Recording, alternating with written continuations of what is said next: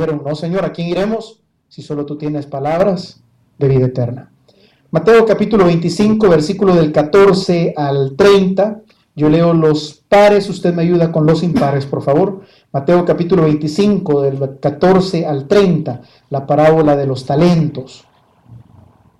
Dice así: porque el reino de los cielos es como un hombre que yéndose lejos llamó a sus siervos y les entregó sus bienes. A uno dio 5 talentos y a otro 2, y a otro 1, y a cada uno conforme a su capacidad. Se fue lejos. Y el que había recibido 5 talentos fue y negoció con ellos y ganó otros 5 talentos. Asimismo, el que había recibido 2 ganó también otros 2. Pero el que había recibido 1 fue y cavó en la tierra y escondió el dinero de su señor. Después de mucho tiempo, el señor de aquellos siervos y arregló cuentas con ellos. Y llegando el que había recibido 5 talentos, trajo otros 5 talentos, diciendo, Señor, 5 talentos me entregaste, aquí tienes, he ganado otros 5 talentos sobre ellos. Y su señor le dijo, bien, buen siervo y fiel, sobre poco has sido fiel, sobre mucho te pondré, entra en el gozo de tu señor. Llegando también el que había recibido 2 talentos, dijo, Señor, 2 talentos me entregaste, aquí tienes, he ganado otros 2 talentos sobre ellos. Su señor le dijo, bien, buen siervo y fiel, sobre poco has sido fiel, sobre mucho te pondré, entra en el gozo de tu señor. Pero llegando también el que había recibido 1 talento, dijo, Señor, te conocía que eres hombre duro, que ciegas donde no sembraste y recoges donde no esparciste. Por lo cual tú me pides con un talento en la tierra, aquí tienes lo que es tuyo. Respondiendo su señor le dijo, siervo malo y negligente, sabías que ciego donde no sembré y que recojo donde no esparcí. Por tanto, debías haber dado dinero a los banqueros, y al venir yo hubiera recibido lo que es mío con los intereses. Quitadle pues el talento y dadlo al que tiene 10 talentos. Porque al que tiene le será dado y tendrá más, y al que no tiene aún lo que tiene le será quitado. 30 juntos. Y al siervo inútil echarle en las tinieblas de afuera, allí será el lloro y el crujir de dientes. Bendito Señor y Padre nuestro, en esta noche estamos reunidos en tu presencia, Padre.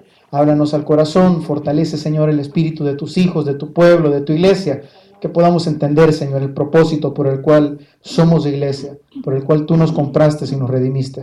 Señor, el propósito de disfrutar tu gracia, pero también extender tu gloria a todo pueblo, a toda nación, de tomar nuestra cruz y seguirte, y no nuestra Biblia y sentarnos de lejos. Lo pedimos en el nombre de Jesús. Amén. Puede tomar asiento, iglesia. Para entender la parábola de los talentos, tenemos que buscar el contexto en el cual fue escrito. Si usted se va un poquito para atrás en las páginas de la Biblia, va a encontrar que desde el capítulo 23 Jesús empieza a dar una serie de mensajes difíciles, mensajes de choque. Jesús empieza y agarra a todos los religiosos de aquel tiempo y los empieza a confrontar con su pecado, empieza a confrontar la dureza de sus corazones, les dice generación de víboras. Jesús les dice, señores, ustedes son ciegos, ay de aquellos fariseos, escribas y fariseos hipócritas, y les dice que de todo.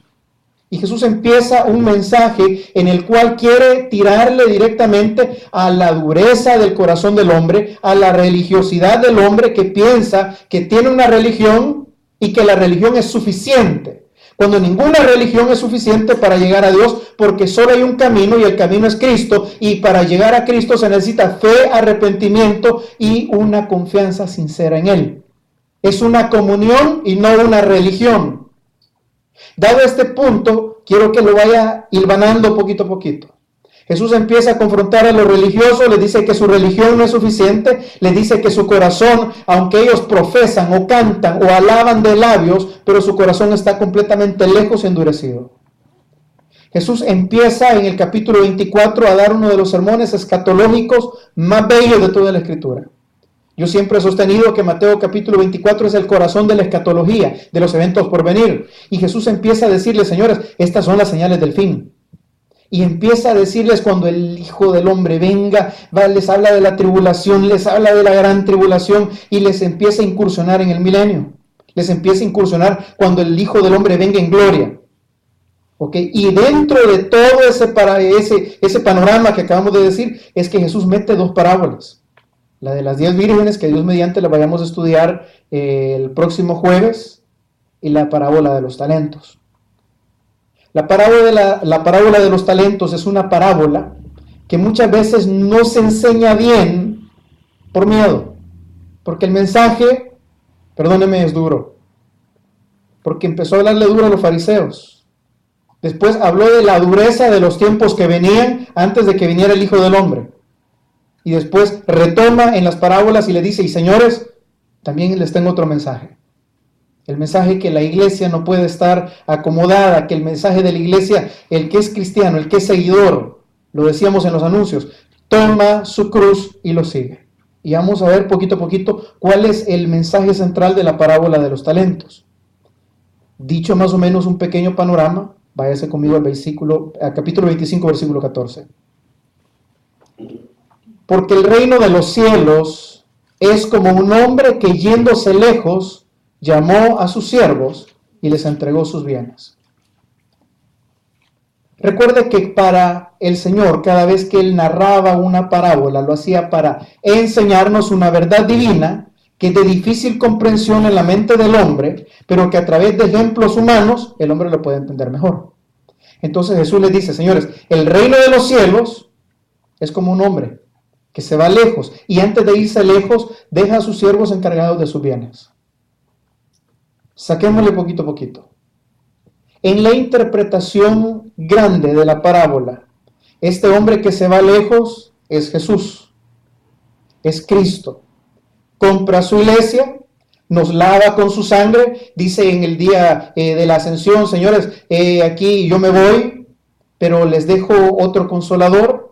Les manda el Espíritu Santo, es ascendido a los cielos, los ángeles se acercan y dicen, a este mismo Jesús que veis irse, a este mismo Jesús veréis que regresa.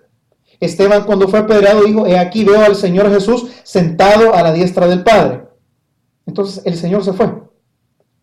El reino de los cielos es semejante a un hombre, cuando Cristo se va y dice, yéndose lejos, llamó a sus siervos y los entregó sus bienes. ¿Qué fue lo que Jesús le dejó o le entregó a la iglesia antes de irse? Fueron dos cosas. Uno, le dio una misión y dos, le dio los medios para realizarlo. ¿Cuál fue esa misión? Ir por todo el mundo, predicar el evangelio a toda criatura, ir y hacer discípulos, y aquí yo estoy con vosotros todos los días hasta el fin del mundo.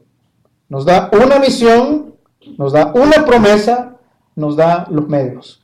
Día de Pentecostés, se derrama el Espíritu Santo, desde entonces en adelante la Escritura enseña, y no sabéis que vosotros sois templo y morada del Espíritu Santo, el cual mora en vosotros, y nos pone a nosotros en recipientes de barro, y dice el Señor, todavía Pablo lo enseña, y tenemos este tesoro, hablando del Espíritu Santo, en vasos de barro, en cuerpos de carne, en cuerpos pecaminosos. Nos da ese poder precioso, esa presencia preciosísima del Espíritu Santo en nosotros para poder vivir, para poder hacer, para poder desarrollar la misión que Él nos dio, para poder entender lo que es el reino de los cielos y tomar la cruz y seguirle. ¿Por qué? Porque por nuestros medios, hermano, no lo podemos hacer. Le pongo el caso, antes de que se derramara el Espíritu Santo sobre los discípulos, muchos dieron vuelta atrás. Pedro dice que se regresó a pescar. ¿Por qué? No había descendido sobre ellos el Espíritu Santo. No tenían ese poder de Dios en ellos que los iba a impulsar, que los iba a guiar, que los iba a redarguir, que los iba a motivar. ¿Para qué? Para agarrar su cruz y seguirlo hasta las últimas consecuencias. Pedro se lo dijo, Señor, yo contigo hasta la muerte. Pero a la hora que vio las cosas difíciles, como no tenía la presencia del Espíritu Santo, se dio la media vuelta y se fue. Veamos ahora la iglesia después de que vino el Espíritu Santo sobre ellos. ¿Qué pasó? Empezó la persecución del Imperio Romano contra la iglesia. ¿Y sabe qué hacían? Los cristianos morían cantando, morían alabando a Dios. Preferían morir que renegar de su fe. Preferían que los tiraran a los leones antes que negar a su Dios. ¿Qué produjo el cambio de aquellos 12 discípulos, o 11 si quitando a Judas, que tuvieron miedo, que se alejaron, que le dieron la espalda al Señor, y aquellos que fueron, que no estuvieron nunca con Jesús, pero que dieron su vida con todo ánimo por Jesús? ¿Cuál fue la diferencia? La presencia del Espíritu Santo en ellos. La pregunta es, la iglesia de hoy en día, y no entiéndase las cuatro paredes, usted como iglesia, ¿tiene el Espíritu Santo? Porque si lo tiene, tenemos que vivir y andar como los que vivieron y anduvieron en Él. Aquellos que se echaron la cruz y dijeron, Señor, verdaderamente nosotros te vamos a seguir. Porque el reino de los cielos es como un hombre que yéndose lejos, llamó a sus discípulos, llamó a su pueblo, llamó a su iglesia, llamó a los suyos y les dio sus bienes. Lo primero que te dio es la promesa, te dio una comisión y te dio el Espíritu Santo para que lo puedas desarrollar. Es imposible que un cristiano diga que él es inútil. Pastor, a mí Dios no me dio ningún don. Mentira. Desde el momento que Dios te llama, te da dones. Desde el momento del nacimiento, dicen muchísimos conocedores de la Escritura, que los dones, muchos enseñan que los dones los recibimos desde el nacimiento. Ya nacemos con ciertos dones. Otros dicen que los recibimos cuando recibimos a Cristo. Yo soy más partidario que desde el nacimiento. Dios te pone cualidades, Dios te pone virtudes, Dios te pone inteligencia, Dios te pone ciertas cosas. Y cuando recibes el Espíritu Santo, recibes el poder de Dios para desarrollar los dones. Eso sí. Ahora bien, el hombre, Jesús, se fue lejos, el Señor de la casa se fue lejos, dejó una comisión, nos dejó la herramienta, nos dejó el poder de Dios, que es el Espíritu Santo, en nosotros para poder desarrollarla. Versículo 15. Y empieza a verse cómo el Señor en su soberanía da los dones. En esta palabra, la palabra talentos, la palabra talento utilizado aquí en la Biblia propiamente es una moneda. Es como que usted diga un billete. Recuerde que en aquellos tiempos no existían los billetes, sino que solo monedas. Es como que usted diga un billete de 50, un billete de 100, un billete grande. Le dio a cada uno talentos. Nosotros lo utilizamos como aptitudes que el Señor nos da, como herramientas que Dios nos da. Y es aplicable. Dice, y dio 5 talentos a uno, a otro 2, a otro 1, a cada uno conforme a su capacidad, y luego se fue lejos. Entiéndame algo. Si Dios te ha dado talentos, es de acuerdo a que Él cree que tú puedes ponerlos a producir. Yo siempre he dicho, Dios es un inversor de categoría.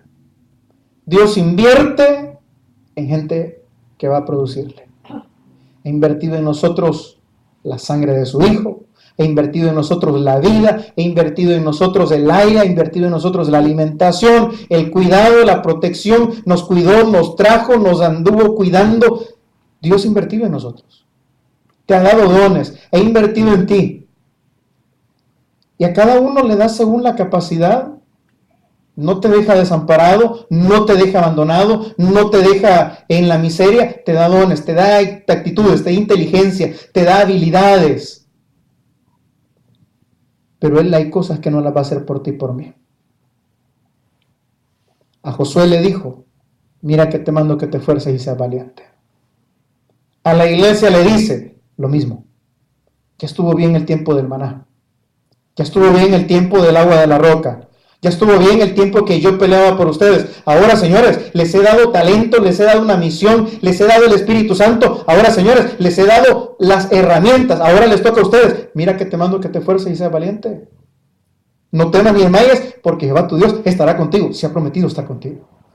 Sí lo ha prometido, claro que sí. Versículo 16.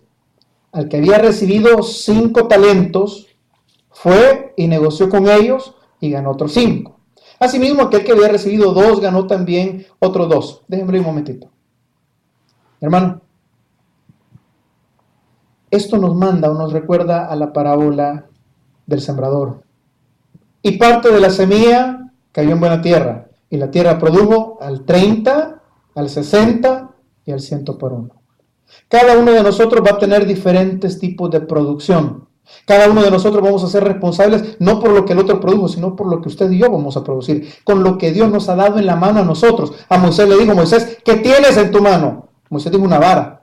con esa vara, con lo que tú tienes, con lo que yo te di, con esa inteligencia más o menos, con esa habilidad para los negocios, con esa habilidad para esto, con esa capacidad de hablar, con eso a ti te voy a medir, y con eso a ti te puedo bendecir, y con eso a ti te voy a sacar adelante, y con eso vas a producir, porque el Señor nos ha llamado, y lo decíamos el domingo, para disfrutar su gracia, pero para extender su gloria. Si te ha llamado para que disfrutes su gracia cuando Él te da dones, pero también te demanda, te exige que si verdaderamente has disfrutado su gracia, extienda su gloria. No hay discípulo que no se reproduzca. No hay cristiano que no se reproduzca. No, ¿sabe?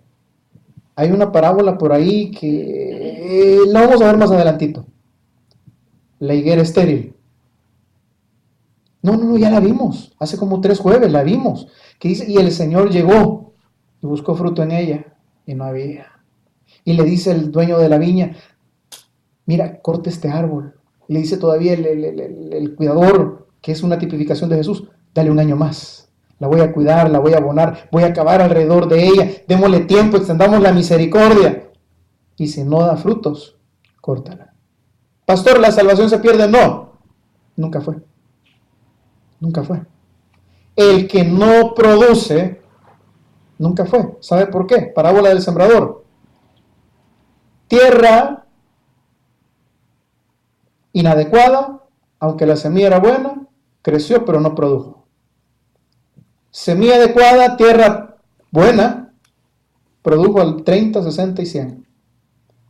Si la semilla, que es la palabra de Dios, ha caído en ti, que dices que eres buena tierra, por fuerza vas a producir, aunque sea al 30, al 60 o al 100. No produjo. ¿Por qué? Porque si no produjo, si no fructificó, es porque no cayó en buena tierra. Cayó en tierra en espinos, cayó en pedregales o cayó en el camino, pero no en buena tierra. Porque la misma semilla, cuando cae en buena tierra, produce. Porque cuando el Espíritu Santo verdaderamente ha hecho morada en su pueblo, y verdaderamente tú eres templo y morada del Espíritu Santo, vas a producir frutos dignos de arrepentimiento, frutos espirituales, y dentro de ellos está el amor, está la paciencia, está el gozo, está la mansedumbre, está la paciencia para con el prójimo. Y dentro de todo eso que va incluido, el mandato para ir y multiplicarse. El Señor viene y empieza a decirle, señores, tú te di 5 talentos, produjiste 5, bueno, qué excelente. Tú te di 2 y produjiste 2, excelente. ¿Por qué? Buena semilla en buena tierra, igual a producción. Buena semilla en mala tierra, infructuoso. Se ahoga. Se muere, no dio frutos, nunca fue. ¿Por qué? Nunca fue buena tierra. Y empieza el 19, síguelo conmigo. Después de mucho tiempo, el 18, nos faltaba este. Pero el que había recibido 1 fue y cavó en la tierra y escondió el dinero de su señor. Aquí vamos a ir haciendo una pequeña pausa. Aquella persona que dice que ha tenido un encuentro personal con Jesús, que ha hecho una profesión de fe, que dice que ha recibido el Espíritu Santo, que va a las iglesias, que tiene una religión, pero que sus dones, él completamente se vuelve infructífero. Él completamente no produce cambios, no produce frutos dignos de arrepentimiento, no produce un cambio externo, no produce almas para el Señor. No produce, no se mueve, es infructuoso. ¿Qué hace? Viene y agarra lo que él creyó que era su salvación y lo mete adentro. ¿Por qué? Pónganle atención. Dice que abre un hoyo y mete su talento, mete lo que el Señor le había dado y lo guarda. Pregunta. Cuando el padre de familia, cuando el dueño de la finca, de la hacienda, cuando el hacendado viene y se va lejos, ¿qué necesidad tenía él de darle el talento o sus riquezas o sus bienes a sus empleados? Respuesta: ninguna. Porque se los da para que lo disfruten, para que lo entierren o para que lo haga producir. Para que lo haga producir. Cuando el Señor de la tierra, cuando Jesucristo, después de habernos salvado, se va, tenía que dejarnos el Espíritu Santo. No tenía por qué. Pero lo hace. ¿Para qué? Para que lo entierres, para que lo multipliques, para que lo ignore. ¿Para qué? Si te lo dio es por algo. Si el Señor ha puesto la presencia preciosa del Espíritu Santo, dice que ahora es templo y morada tuya, que ahora para que habite Cristo por la fe en vuestros corazones, es por algo. No es solo para que ya soy salvo, voy a esconderlo, voy a guardarlo. No. Es con una razón. Somos salvos con una razón. Somos salvos o somos rescatados con un propósito. Y viene y esta persona agarra lo que el Señor le da y lo esconde, lo guarda, lo vuelve infructuoso. Él sabía que el dueño les había dado los bienes para que los multiplicaran, no para que lo escondieran, no para que se lo malgastaran. Dios no te dio el Espíritu Santo ni para que andes pecando como te da la gana, como salvo siempre salvo, no. No te dio el talento para que lo malgastes, no te dio el Espíritu Santo para que lo andes malgastando, metiéndole en pecado, metiéndole cosa y media a tu cuerpo. Dice la Escritura todavía cuando habla de las fornicaciones, y Pablo lo enseña en Corintios, y no sabéis que aquel que se une a una ramera, una sola carne con la ramera, tomaréis una parte del cuerpo de Cristo y lo uniréis con una ramera. No, sí que las palabras a veces son un poquito difíciles. Y ahora la pregunta es, ¿para qué te dio el Espíritu Santo? ¿Para que lo andes revolcando? ¿Para que lo enterres o para que lo multipliques? Hermano, la respuesta es lógica. Para que lo multiplique. Ahora bien, viene esta persona y dice, ay, yo he recibido del Señor un talento, voy a cavar un hoyito, voy a meterlo ahí, lo voy a guardar. Pero vamos a ver lo que pasa después. Versículo 19. Después de mucho tiempo. Ay, pastor, Dios no viene. Después de mucho tiempo. ¿Y por qué el Señor no viene? Ya tengo años desde que me convertí en el Evangelio que vengo oyendo lo mismo. Después de mucho tiempo, pero de que viene, viene. Y dice la palabra, y Él no retarda su promesa porque la tenga por tardanza, sino porque espera que todavía vengan personas al arrepentimiento. ¿Qué es lo que espera? Que usted y yo multipliquemos esos dones, esos talentos que nos ha dado en otra persona. ¿Para qué? Para que entonces venga. Y después de mucho tiempo, vino el Señor de aquellos siervos. Y la última parte de este versículo tendría que ponernos los pelos de punta a todos nosotros. Y arregló cuentas con ellos. Con el que produjo y con el que no produjo. Yo cometía quizás un pequeño error de dicción, de decir el domingo pasado. Ahí me dijo, pastor, usted dijo que todos íbamos a estar delante del juicio del gran trono blanco. Y quizás lo que debía haber dicho era, todos vamos a comparecer o ante el tribunal de Cristo o ante el gran tribunal del juicio del trono blanco. Pero de que todos vamos a rendir cuentas, todos lo vamos a hacer, hasta los cristianos. Delante del bemá de Cristo. Todos. Y dice que Él nos va a ajustar cuentas a todos. ¿Qué hiciste con lo que te di? ¿Qué hiciste con los bienes que te di? ¿Qué hiciste con la capacidad económica que te di? ¿Qué hiciste con la familia que te di? ¿Qué hiciste con las personas que puse a tu alrededor? ¿Qué hiciste con los talentos que te di? Aquella persona que es amable, aquella persona que es jovial, que habla y le da para hablar de todo, menos de Dios. ¿Qué hiciste con lo que te di? A todos, a los que produjeron y a los que no produjeron, a todos los llamo a cuentas. La pregunta es, señores, y cuando nos llame a cuentas a ti y a mí, si nos llamara a cuentas hoy mismo en la noche, ¿cómo saldríamos con las cuentas? ¿Escucharíamos del Señor esas palabras preciosas? Siervo bueno y fiel, en lo poco me fuiste fiel, en lo mucho te pondré, o escucharíamos aquellas palabras difíciles que a nadie le gusta ni siquiera pensarlo mucho, porque, ay, no, pastor. En aquel día muchos me dirán, Señor, Señor, estuvimos en la iglesia, echamos fuera demonios y levantamos muertos, hicimos milagros, profetizamos, que podría ser otra traducción de predicamos, y yo les diré, nunca los conocí. Porque ese talento que yo te di, esa cosita que yo te di, es la presencia del Espíritu Santo que yo puse en tus manos, a tu alcance, no la aprovechaste. ¿Por qué se lo digo? ¿Sabe qué? Todo cristiano que la semilla ha caído en buena tierra tiene que producir algo. Jesús dijo, por su fruto los conoceréis, no por sus obras. Lo veíamos el domingo por la tarde. Cuando la palabra dice por su fruto, no está hablando de obras, está hablando de frutos espirituales. ¿Cómo va tu crecimiento espiritual? ¿Has cambiado desde que recibiste a Cristo? Desde que dice que tienes años en el Evangelio. ¿Has notado una diferencia en tu forma de vivir, en tu corazón, en tu forma de ver el mundo, a tu prójimo y a Dios? Porque si no lo has notado, si no has producido, si no has cambiado, si no has operado ese cambio de corazón en tu vida, todavía estamos a tiempo para ponernos a cuentas, antes de que Él nos llame a cuentas a nosotros. Sigue leyendo. Versículo 20. Y llegando el que había recibido 5 talentos, trajo otros 5 talentos, diciendo, Señor, 5 talentos me entregaste, aquí tienes, he ganado otros 5 talentos. Y su Señor le dijo, bien, buen siervo y fiel, sobre lo poco has sido fiel, sobre mucho te pondré, entra en el gozo de tu Señor. Entra en el gozo de tu Señor. Está diciéndonos prácticamente cuando nos está tirando, he aquí el reino de los cielos es semejante, 2 puntos. A un hombre que se fue lejos, repartió sus talentos a sus siervos, los siervos, el que produjo, entró al reposo del Señor. Pastor, ¿y representado cuál sería el gozo del Señor? El cielo, la gloria, su presencia, estar con Él, la vida eterna. Ese es el reposo de su Señor. ¿A quién? Al que produjo. Lo llamó, lo permitió que entrara, porque produjo. El hecho de haber producido era una representación que verdaderamente era un siervo fiel. Siervo fiel. Siervo fiel. Siervo fiel. ¿Por qué? Hay uno que no fue fiel.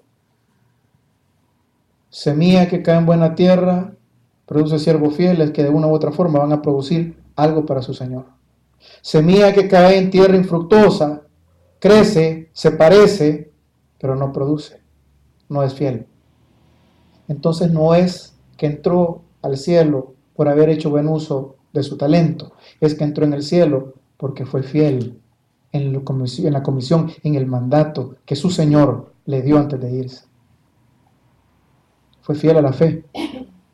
Y ahora aquí es donde yo quiero entrar en la parte medular.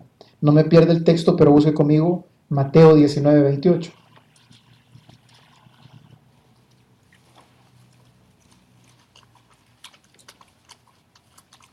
Ahorita vamos a empezar a entrar nada más, el otro fue introducción. Mateo 19, 28.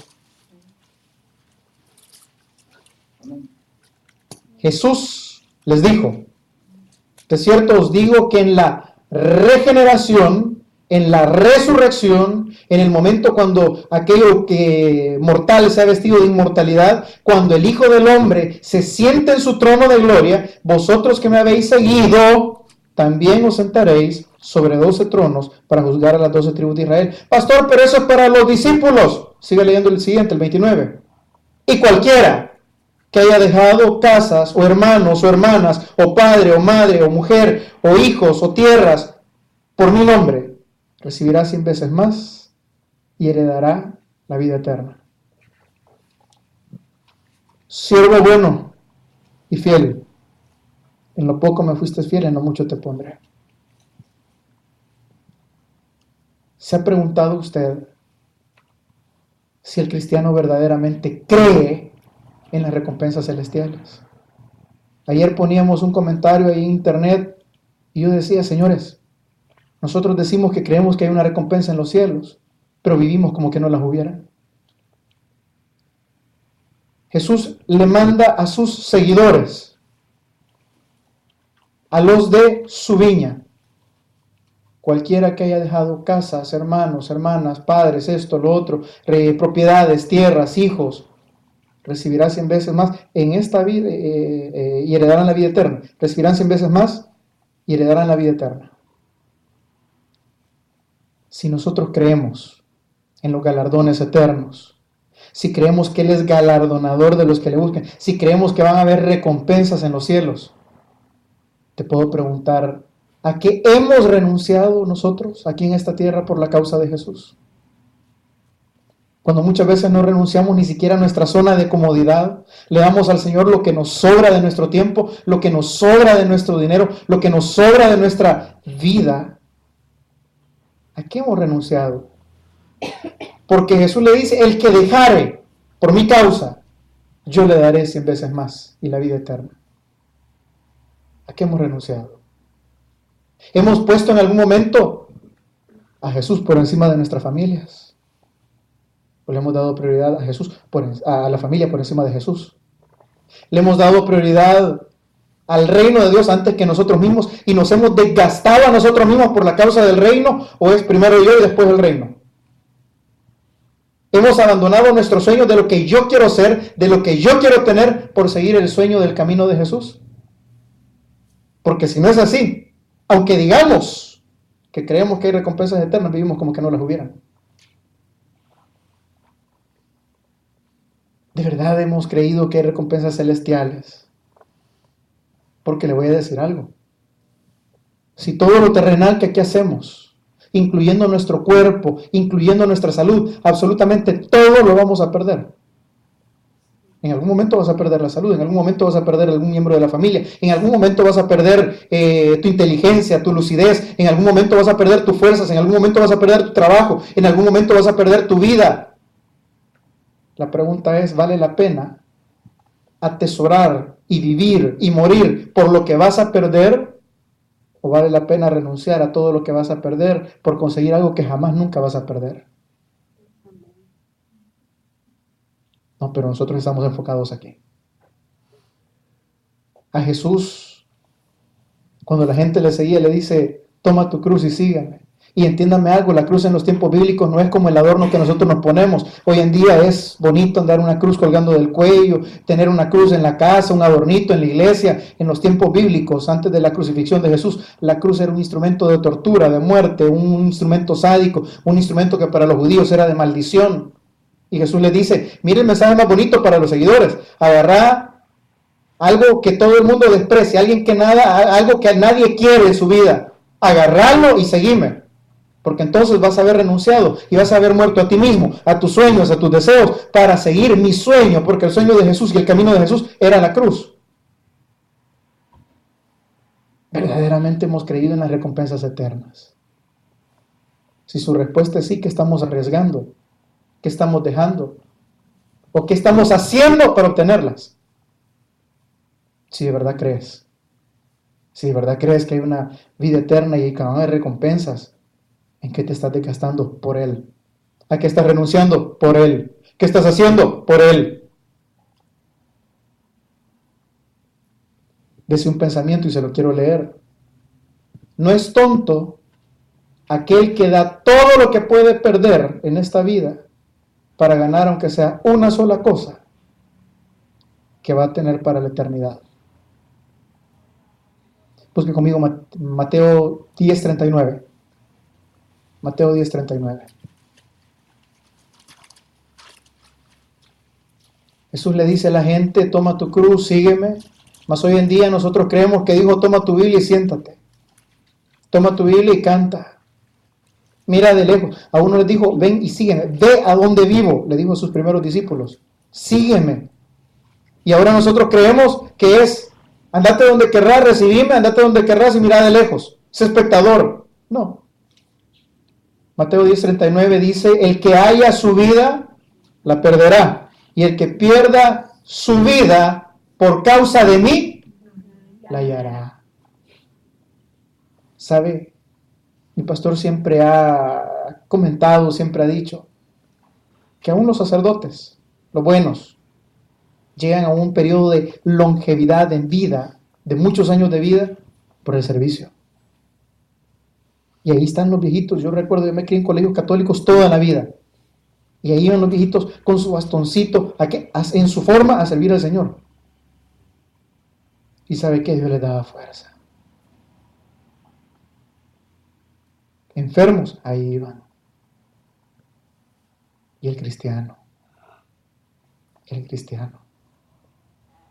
que haya su vida la perderá, pero el que la pierde por su causa, el que se desgasta, le voy a decir, yo cometí la estupidez en algún tiempo de decir, el tiempo de los mártires ya se acabó, hoy nosotros no tenemos por qué sufrir.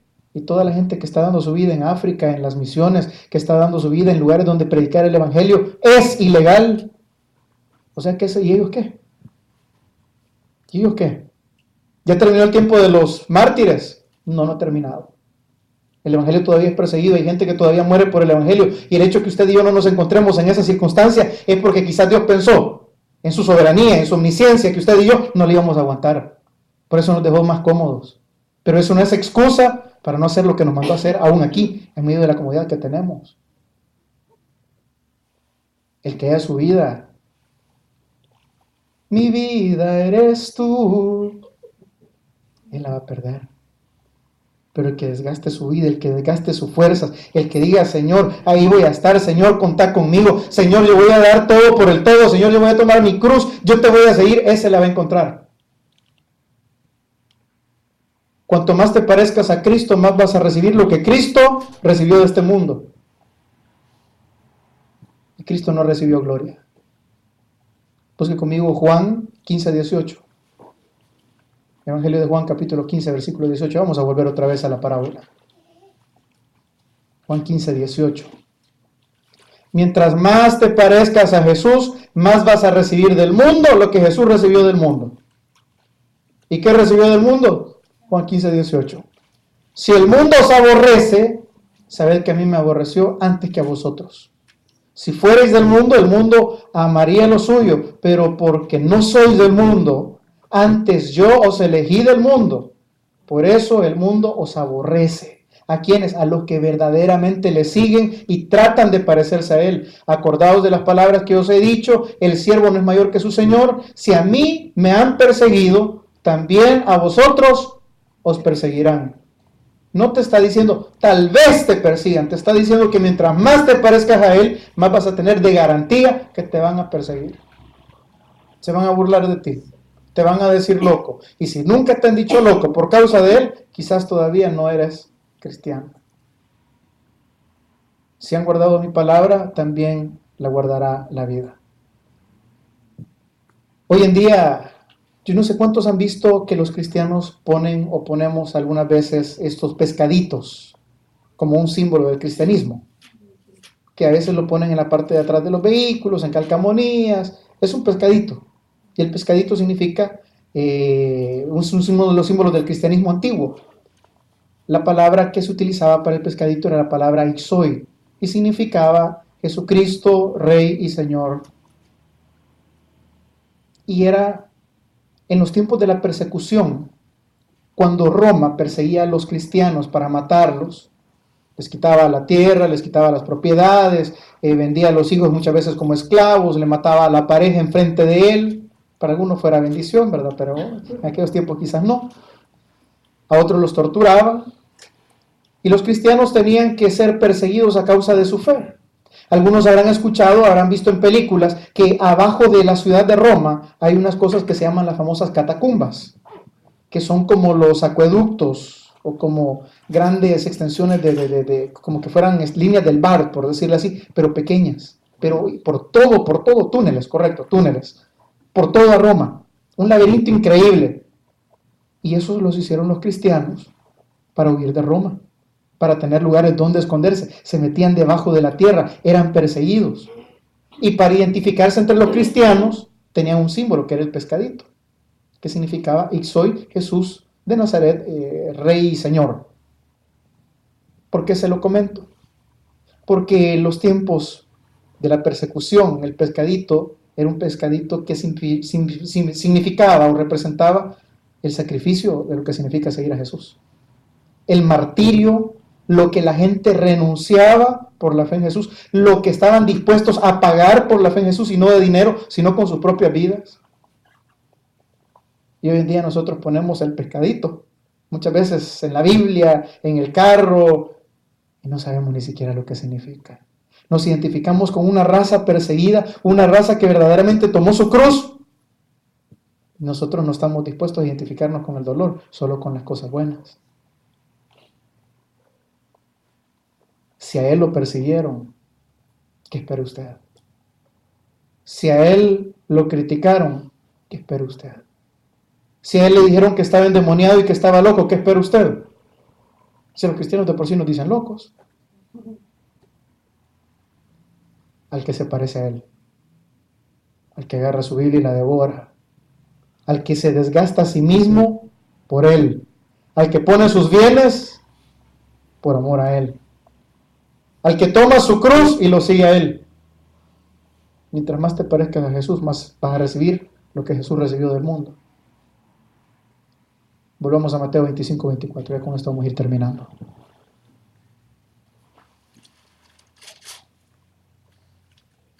Pero llegando también el que había recibido un talento, dijo, Señor, y aquí esto es medular para que me entienda esta parte. Hay mucho teólogo que tiene, en la teología de salvo siempre es salvo. En la teología bautista muchas veces hay una pequeña frustración de parte de algunos intérpretes en esta parte, pero se la quiero explicar bien. Llegó aquel que tenía un talento y dijo, Señor, acuérdese que el Señor del que estamos hablando es una tipificación o una representación de ¿quién dijimos? De Jesús. Mire lo que esta persona conocía o tenía la idea de Jesús. Te conocía que eres hombre duro, que ciegas donde no sembraste, que recoges donde no esparciste. Por lo cual, si lo quiere poner así, te tuve miedo, fui y escondí tu talento en la tierra, aquí tienes lo que es tuyo. ¿Cuál es el concepto que esta persona tenía de Jesús? Uy, tú eres una persona dura. Uy, yo te tuve miedo. Y porque te tuve miedo, se lo voy a poner así, lo que está diciéndole es, yo estuve tan interesado en salvarme a mí mismo porque las cosas, yo entendí que eran tan duras, que tú exigías tanto, que yo traté por todos los medios de salvarme a mí mismo, cuidarme a mí mismo, guardarme a mí mismo, que descuidé absolutamente todo lo demás.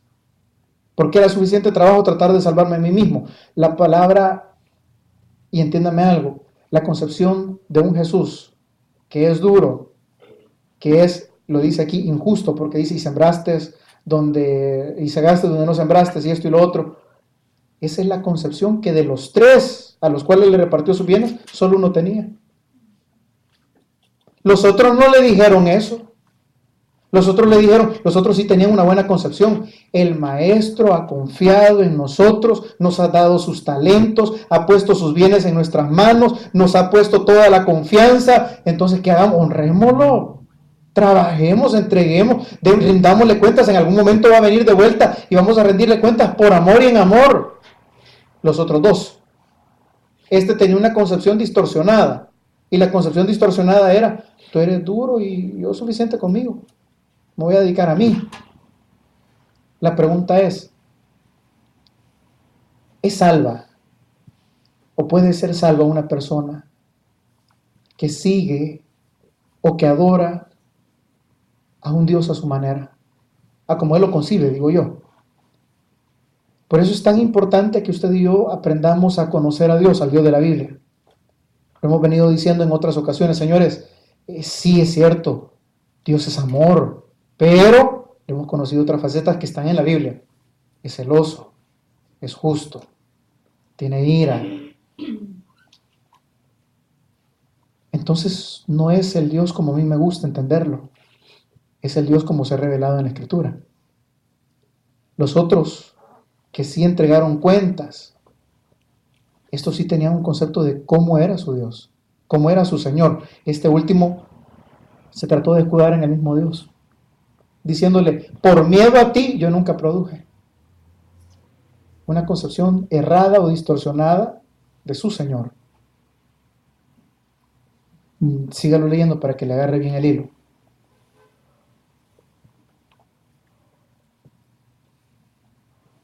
(26) Respondiendo su Señor le dijo, siervo malo, negligente. Sabías, es decir, tú entendías en tu concepción que ciego donde no sembré y que recojo donde no esparcí. Por tanto, deberías haber dado mi dinero a los banqueros y al venir yo hubiera recibido lo que es mío con los intereses. El Señor no está aceptando, no le está diciendo tienes razón, así soy yo. Le está diciendo, si tú me conocías así, si tú creías que yo era así, tenías más compromiso todavía. Y le dice siervo malo. ¿Por qué si no le robó? Lo que le dio, eso llevó de vuelta. Sí, ¿cuál fue el problema o el error? Yo te conocía que tú eras duro.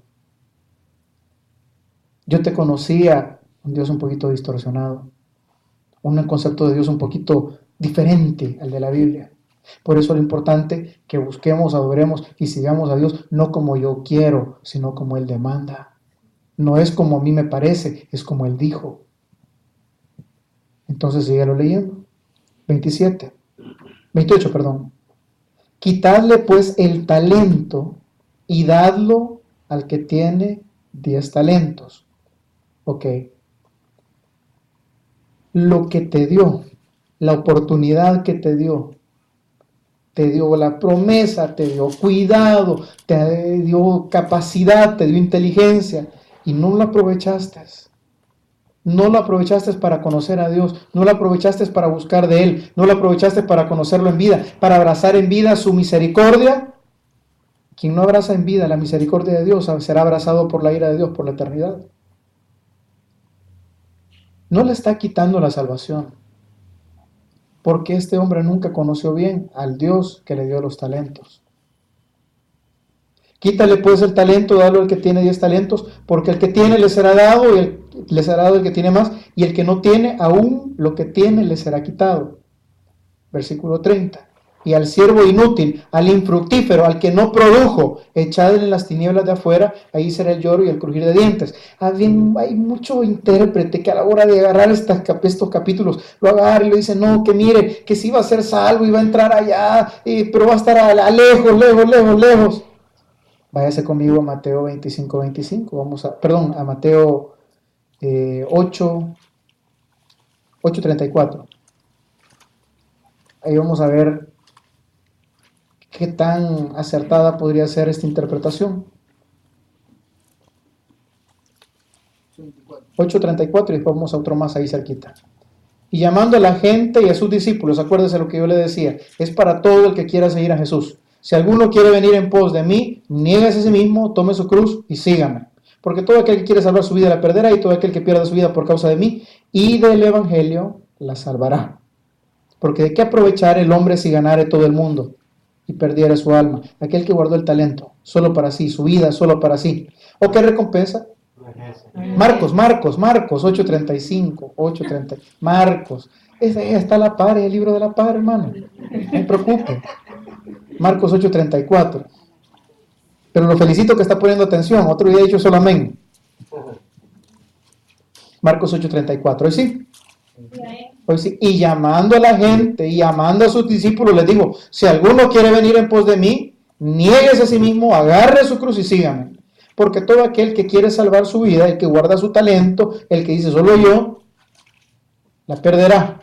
Y todo el que pierda su vida a causa de mí y del evangelio la salvará. Volvemos a lo mismo. ¿Quién es cristiano? El que toma su cruz y lo sigue.